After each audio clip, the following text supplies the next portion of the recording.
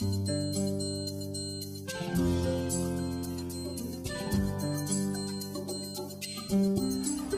Peters projection. It has fidelity of axis. Fidelity of position.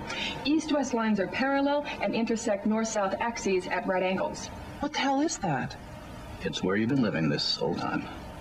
I think it's very important that we understand Arno Peters' whole concept of life and the very good principles that he puts into his work. It all stems from this feeling that people should be equal, or have equal opportunity, and the reluctance of the world to implement that.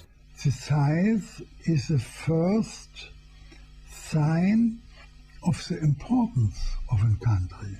The base of my world history is the fairness to all peoples. Floating into the office one day came this German atlas, and a number of us did speak German, not myself, and looked at it, and we became rather excited by what we saw. It was a different view of the world, and it was a view which gave far more weight and emphasis to Africa, Asia, and Latin America, the people that we were championing.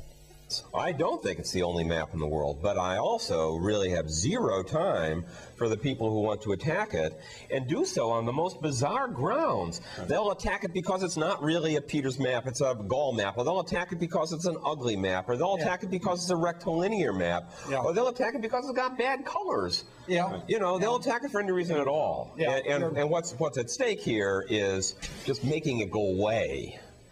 They don't have any grounds for fighting it or rejecting it. All this conversation and all this heated discussion is not about maps. It's not about cartography. It's about worldview. It's about the representation as an icon of how we conceive of the image of the world. People can fight about, you know, whose countries are represented where and how, but the fact is that it's very much of a subjective and maybe even subliminal judgment as to how we relate to the world through our constructions of it in the form of images. And this is why the Peters projection is so revolutionary, and this is why it's so hotly contested.